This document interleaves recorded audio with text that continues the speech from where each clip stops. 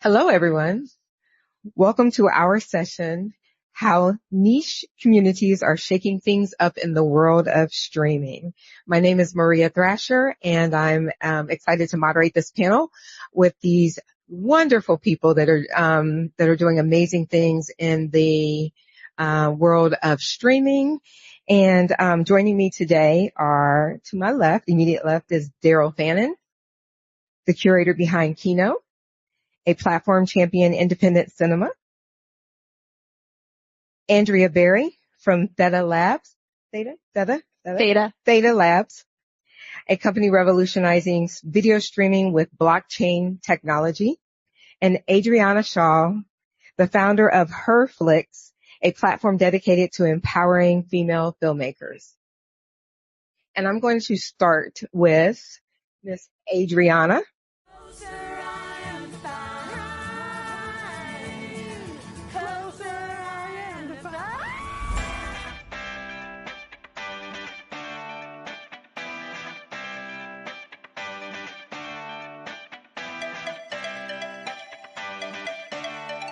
I love that answer.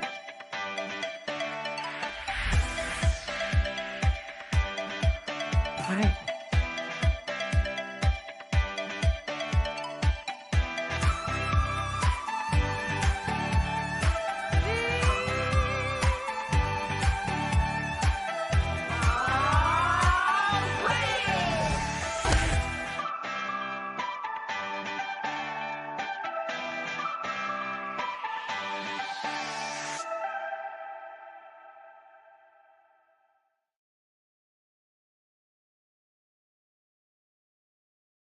All right.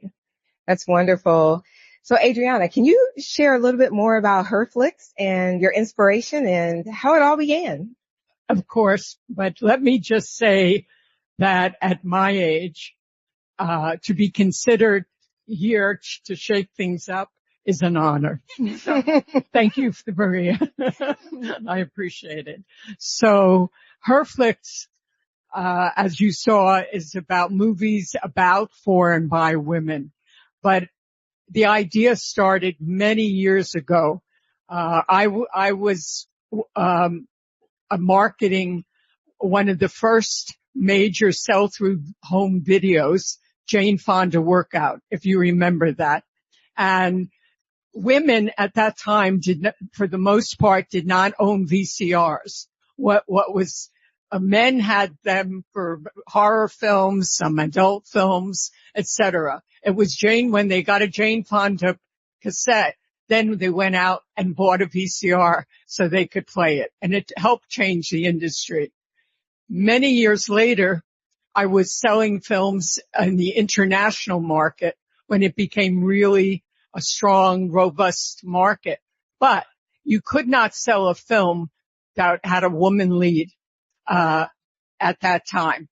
And I promised myself at that time that if I ever got the opportunity, I would try and make a difference. And so here we are today. It's still not an equal playing field for women filmmakers. It certainly is better. Greta Gerwig got to direct Barbie, even though she wasn't nominated. And a woman won the Oscar for Anatomy of a Fall. So women have certainly come a long way, but it's not all there yet. And what we try and do is target a woman's audience. And I just want to say that that's changed. A woman's audience used to be women. That was a niche. Mm-hmm. Okay. And everybody accepted that as a niche. But then you started thinking, okay, ethnicity, the language, the different genres. But then I thought, oh my God, I'm so brilliant. I was so brilliant. So were thousands of others. We thought it's going to be, by mood. Spotify took that idea, and then you were curating by mood. And now that's old, and we're coming to the point where I have artificial intelligence, and they can go way past mood and tastes and maybe find all the women who like to hug or something. I don't, but they're not there yet. But that is, to me, it seems to be what the future is. And I'll just add that they're not there yet because I just asked Bard and GPT-4 to tell me all the films directed by women. They came up really short. So that just lets you know that the AI has been trained on his story, and not yet her story. And that's all I'll say. But that's where her flicks hopes to change that. Thank you, Adriana. Andrea, can you share about how Theta Labs through blockchain has helped streaming platforms like Adriana's and her flicks to come to market and really shift the conversations around streaming? Yeah. So, for those of you not familiar with Theta, we're a layer 1 proof of stake blockchain company. We originally started, the company's name was Sliver TV, and it was a TV platform like Twitch, and we would go to these e-gaming tournaments all over the world and stream 360 and 4K video VR headsets. And that's still really complicated today, but at the time we built a peer-to-peer CDN to help with the delivery of that video. And that was our first step towards decentralization. Since then, we've become a blockchain company. Think of us like AWS, but for blockchain. So companies will come use maybe a component or build their entire stack on our platform. And we have things like our marketplace, NFT marketplace called Theta Drop, where we offer managed services to companies to start using the technology. We kind of demystify it and grow. So the way that we help companies is all over the map, as you can imagine, but with someone like Herflix, I've been honored to know Adriana for my entire career. We're figuring out the ways to have her specific business use it. The goal really is to create a more intimate relationship with the consumer directly. And that's a lot of the promise of blockchain. Aside from some of the obvious things that cost infrastructure savings, AI development, and things like that, what I come from is the OTT streaming space, which is Frankenstein under the hood always. And blockchain technology is really exciting to me because instead of Frankenstein, he's actually human passing if you're using blockchain technology. So it varies with companies. We take a unique approach with every company and recommend, but we're there to help shepherd them into blockchain. Okay, thank you. Daryl, can you tell the story behind how Kino came into existence? It's fascinating. Yeah. So I was born in a fundamentalist religious cult that didn't let me go to the movies or own a TV as a kid. And so as a teenager, I became obsessed with film, my big act of rebellion. Instead of going and smoking weed and drinking, I snuck out to Blockbuster and rented several films, one of them being The Matrix, which melted my freaking mind because this was the metaphor of my life playing out on screen. And I became obsessed with film and TV. I moved out in 2014 after serving 9 years in the U.S. Army. And I sold a show to Netflix halfway through my MFA program, and I got to create TV shows and film with Matt Damon, Jimmy Kimmel, Balboa Productions, which is Sly Stallone's company. And what I noticed was that the monetization and the process of just getting my film in front of eyeballs, $9 out of $10 in this process was just to try and market and deliver the film. And I thought that there was such a better way to engage. And so I teamed up with some people who are far more brilliant than I. And we built a video delivery platform that's extremely efficient. We use a lot of decentralized technology, so it delivers the video at a fraction of the cost.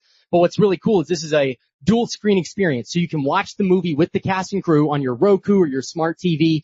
While you're watching it, you can submit questions on your phone. And then afterwards, we do a live Q&A where the questions are asked. You can win cool prizes, all of those sorts of things. We're creating a more engaged film and TV platform. Yep. It's interesting to say about the engagement because one of the things when I was doing research about all of your companies is that you really have the consumers at the forefront of what you're doing. Can you talk a little bit more, Daryl, about that engagement piece and what that looks like moving forward and how that's going to shift and continue to shift the conversation? Yeah, that's a great question. I love the idea of fans being involved in what we do. And I think as we look, we're going to see that establishing fan communities may even predate like distribution, and a lot of the way that we're thinking about developing material will change, because we want fans who are engaged, who are made aware of the project. And the way that it works in film and TV right now, we usually wait until after production. We're in post-production, and then we try and make fans aware that this product exists. We spend a lot of money just to get this in front of eyeballs in a truncated amount of time. That is not a sustainable business model. From an economics principle, it doesn't make sense. So for us, I think learning who your core fans are and engaging with them as soon as possible to give you time to build up that organic audience that you can then later retarget with AI and ads and all of that. That's going to be a much more formative thing in the next, I'd say, decade. It will be an essential thing, because we have an issue right now connecting fans where they exist in the world with the content that they want to see. And I won't get ahead of myself here, but I think the niche community building and having those inroads is going to be so important for content creators and distributors alike. Yeah. And it's interesting you say that about the content creators, because Adriana, one of the things that you guys are doing is that whole individualized and customizing it for your partners. Are you finding that that's one of the things that they are most interested in, especially in this year of Barbie, in the year of the woman, right? We've seen that they are most interested in really the stories of women. So how are you finding that as what they're looking for tomorrow? That also is an interesting question. Certainly Barbie hit a nerve. I mean, the box office tells it, but that was like an event movie. And certainly I had the most sales with Barbie. It had a huge campaign in front of it. And I think women came and wanted to support the movement as well as the film. So films like that will bring out people. But women are not a monolithic audience. That's what's interesting, that it's not just my taste, okay? I have to look and see it's spread out all over different genres. Sci-fi and horror. I have as much as drama, especially with younger audiences, connect. And I think that also there are films from women directors and stories that don't connect, and there are films from men. You know, I try and have films from men about women that touch a nerve. And so, but what I do want to say is I get the most when they're promoted. So to Thanos, but you're right. When there's a huge promotion around a film, but it's not a sustainable model. I think that AI and the blockchain is going to be something that will change how communities come together around content rather than being a top-down and we go after those communities. Yeah. Thank you. Andrea, niche streaming services like Herflix and Kino are finding success by catering to underserved audiences. How is Theta Labs blockchain technology further empowering these platforms to acquire content and build communities around these specific genres?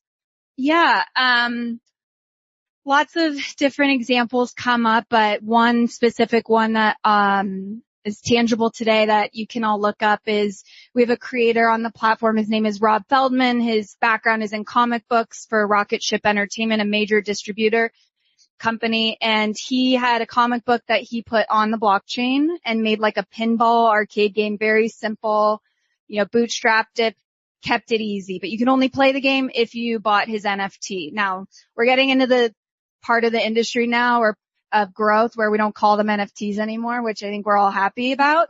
But, Theta has a patent around NFT DRM. So the idea that you're, token gating a video and you can't share a password that way. There's things like this. So Rob started to put video behind it, and this was just cartoons that he had access to. He then did an NFT campaign that, I believe raised 6 figures. Wow. And with that money, he was able to bring back the cast of Napoleon Dynamite to take his comic book and turn it into a pilot episode, Hanna-Barbera Saturday morning cartoon style cartoon. And so, I meant to say eating cereal cartoon. I think that's his tagline. The pilot is awesome, but what's very interesting, the show is called Psycho KO, CYKO. You know, if you had this pass, we got to watch the film or the pilot first. And what's very cool is he's aggregated this fan base now and has a direct relationship with them. So he's not dependent on his Facebook page, Twitter, anything like that. If he loses there's no like email addresses to lose. There's not a more intimate relationship that you can have with a consumer if you're leveraging it through blockchain. And so now as he's going to distributors in the major platforms, which is crazy, that's traditional distribution now, the conversation is different and he has more leverage because he's quantified and made money off of his, I shouldn't say money off of his fans, but with his fans monetized his IP, and therefore he's not just pitching an idea. There's already kind of proof in the pudding with him. And so I think that's a really interesting example because, underserved groups or, companies, people that might not have other opportunities, in the mainstream, they're able to aggregate, using decentralized technology, centralize their following, their fans, their users, and take that with them no matter where they go. So, you know, I'm from the video streaming space. Adriana is one of my first customers and, you know, we're always saying own your audience. But what does own your audience mean if you're dependent on 100 vendors and they really own the relationship and they're like, oh, you can take your users with you if you leave. Downloading a CSV of their email and contact name is not it. You should understand behavior, the history, everything. And you should have that digital contract with the user. So hopefully that touches a little bit on your question. That's amazing because that makes me think of Kino. And when you talked about on our call, you talked about the decentralization and making the equitable and what that in making it equitable for everybody in the process, what that looks like. Can you speak a little bit more to that, Daryl? Yeah. So I think in general, there's a lot of opportunity to use technology to, simplify our sales and distribution pipeline. And with that is a lot of financial savings. If you learn to connect with online communities, you can actually market to them at a fraction of the cost.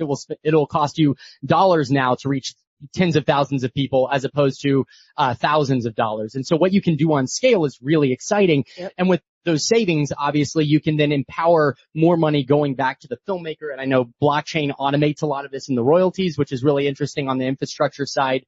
But for us, it's all about leveraging technology to make a more streamlined sales and distribution pipeline. We're saving a bunch of money. We then can return that back to our partners, whether that's filmmakers or distributors or whomever. When I think of disruption and I think of the changing, you just mentioned, Andrea, about what is now considered mainstream today, which was 5 years ago was actually revolutionary. It continues to evolve. What does the future look like for blockchain and its importance in the streaming world? Yes. We're just scratching the surface. So my question next year will probably be very different. Exactly. But every time I come on stage, I feel like I have to call out how pissed off I am at Netflix and Hulu and these major streaming platforms that I'm a subscriber and a sucker for all of them. But the idea, the audacity that Netflix, instead of being innovative, creating a new revenue stream, they're going to charge us for ads like that gets me so fired up. And that's insane to me. And there's just so much, distributed unfairly kind of power of the system. We've seen it with the strikes as I'm describing a consumer perspective. The studios are pissed off. Like creatives are not getting creative roles. Technologists are taking those roles. So I think in a high level answer to your question, this technology empowers, we're giving some examples, but it's removing a lot of middlemen. It's, transparent. and it's going to level the playing field. Now, studio executives, like, I've had one yell at me before being like, "You're not going to tell me this is a thing," like screaming at me. And I just sat there and listened. He said, the studios take all the risk. We put in the marketing dollars. We do this. So this talk track of like, oh, it levels the playing field. People in control and power don't like hearing that. Yep. But what I am there to educate them on is that it's where everybody wins. Arguably, they could have like more control in the areas that they want more control of while still making everybody else happy. So that's where I see it touching in kind of these different areas that blockchain. Obviously, I'm a little biased, but I'm 2 years into the industry now with 15 years of the streaming infrastructure side behind me. I really believe that blockchain, there'll be pieces, and then eventually in the next couple years, there'll be bigger platforms like Keynote that are even doing more than what you're doing today, that are going to embrace this technology and allow everybody in the ecosystem to do it. I really think this whole floor will have a whole blockchain section. Whole blockchain. Hey, If I may just add to that, there's a lot of infrastructure that's happening right now in blockchain that we don't even know about. So giant names are spending like hundreds of millions of dollars investing into this infrastructure that we don't feel because it has a Web3 name. And I think that the future is going to be utilizing technology in a way that's smart. We think of ourselves as Web 2 or Web 3 companies, which I think are AI companies. I think that's absolutely silly. I use all kinds of technology. I use paper. I use my cell phone. I am a entity that uses a bunch of technologies, and I'm very excited because I think in the next 5-10 years, this will not even be a conversation. It's just another piece of technology that, of course, we utilize within our technology stack. It's not the only thing we do. It's a piece of the integrated structure as a whole. So you touched on this, Andrea, about the whole Netflix. And this is going to be the last question because I think it can go for a good amount of time. How do all three of you envision niche streaming opportunities impacting and working with the major streaming apparatuses that we currently have in the system? Adriana, you want to go first? Okay. Let me take a shot at that.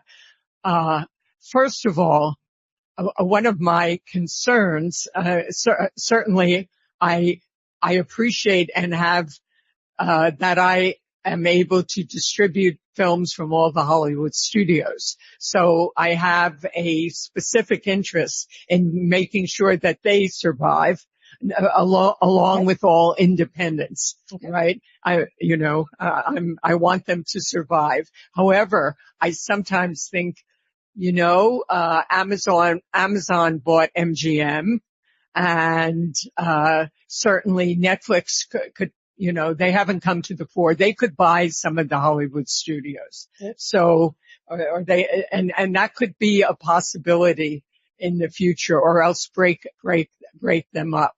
So that's one thing that I really spent some time in. But I think it's going to be, it's years ago when TV came, they said it was going to ruin the movies. And then when DVDs, when the home entertainment came, the studios resisted it.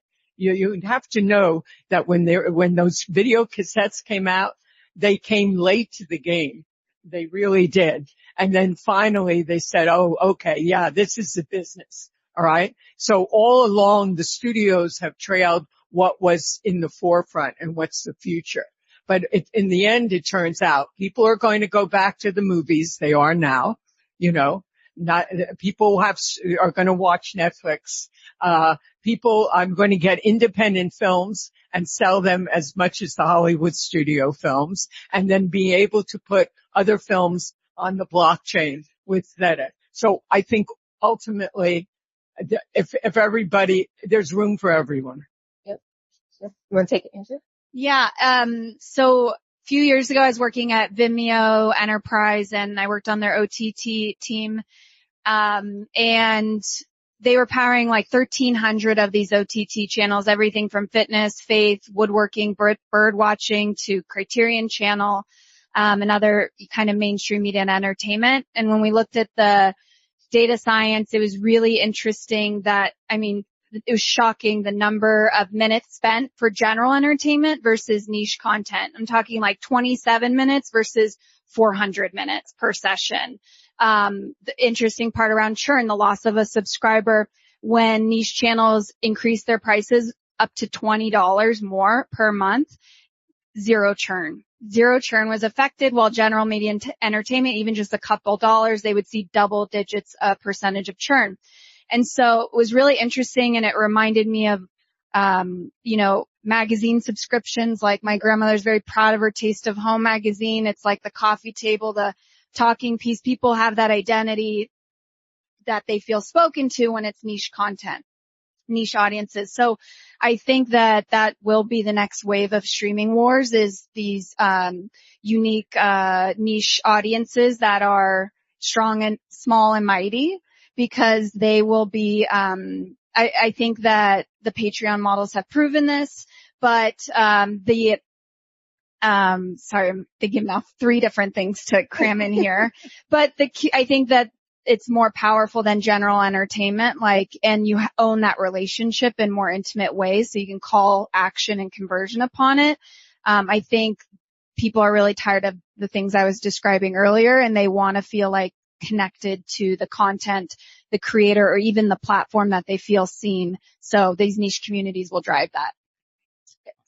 Yep. I would just add to that. I feel like all of the major streamers are going to use AI to target market. All of the large players are going to find that these niche communities are going to be more likely to buy and engage with their films because it's authentically connected. I know my co-founder Austin talked earlier about authenticity being the key word for Gen X last year. So when you have a movie that is a supernatural horror film, for example, and you go to the Pythian priestess and she has 500,000 people who are into odd supernatural content, there's a direct link there that you can actually market. And I think that we're going to find that these authentic communities are going to be supporting more of this type of content. So not only will there be more niche streamers, but I also think that the studios and the infrastructure that exists can tap into these communities and target their films, because it's about finding the person that's interested. If you have a piece of content, I will guarantee you there are millions of people in this world that will connect with it and engage with it. We just need to build the tooling so that we can do that easily. And I think that's the future of niche communities.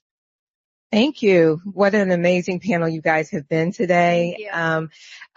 We do not do questions, but if you all would like to have a conversation with our panelists, they will be walking around and hanging out in the area a little bit after we get done.